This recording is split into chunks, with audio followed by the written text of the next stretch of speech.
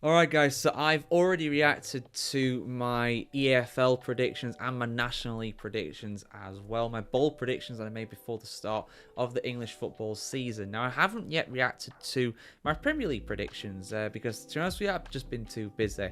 But now I've got some time to actually go back and look at what I predicted at the start of the season to happen in the English top flight. Now, for those that aren't aware and for those that I have said meant this many times about, basically, when it comes to these predictions, a lot of people are thinking this is my genuine, oh, this is likely what's going to happen. No, bold predictions, I believe, should be unlikely things to happen that you might like to see happen just for variety's sake, and you hope will happen in some level. So that's what these basically are. 5 predictions that I was thinking could have happened, unlikely to happen, but just for variety's sake would like to see happen. So let's dive in, guys. Let's have a look at my 5 predictions for the Premier League before this season started and react to how right or wrong I was when it came to these. So the first of these is Ipswich to survive, which, yes, they're in the relegation zone at the moment, but, they've had a good run of form recently. They're looking like they could well crawl out of there. They're certainly looking like they'll be able to do it more likely than probably Leicester City at the moment, and definitely Southampton, who have really struggled in the Premier League this time around.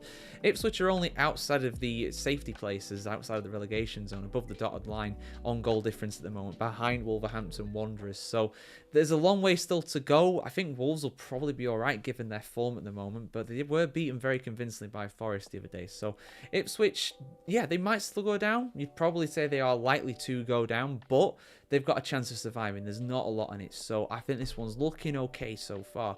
Unlike my second prediction, Brentford to be relegated. Now, there were a few reasons behind me saying this. One was that Ivan Toney was going to leave, and Toney has left, but Wissa and Mbuemo have absolutely picked up the mantle from him leaving. They've done superb.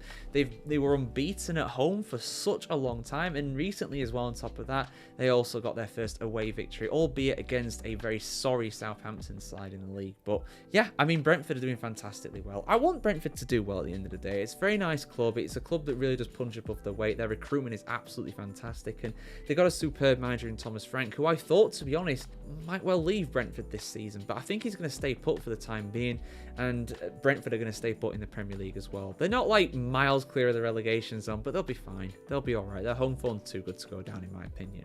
The third prediction, though, is looking very, very good. This is probably the most ironclad of all my 5 predictions. West Ham to miss out on European competition. So before the season started, West Ham invested very heavily in their squad. They brought in Julian Lopetegui, a very experienced and successful manager at other clubs such as Real Madrid and Wolverhampton Wanderers.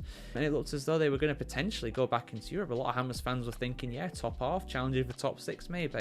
They were genuinely saying that, but they're not saying that now. Lopetegui is still in charge of the club somehow, and their form has been absolutely dismal. They have been terrible. They're down with the likes of Manchester United in the league, who have been absolutely awful as well for the most part this season. So West Ham, no way they're getting Europe this season. The only way they could do it, in my opinion, is if they win the FA Cup. They're already out of the Carabao Cup, so they're not going to do it through that. And yeah, I don't think they're going to do that. I don't think they'll go down. I don't think they'll get relegated. But yeah, Lopetegui's going to do very well to keep his job at this rate with the way their form has tanked. This prediction, though, this fourth prediction is pretty bad. Liverpool to finish outside the top 4. Now, this is a very bad prediction. There's no getting away from that fact. It's terrible, right? It is terrible. But I wasn't the only one saying this. I was not the only one saying this. And my reason for saying this was that basically Liverpool had Jurgen Klopp for like a decade or whatever it was. It's very hard for a new manager to come in and implement his ideas and get a squad firing on all cylinders.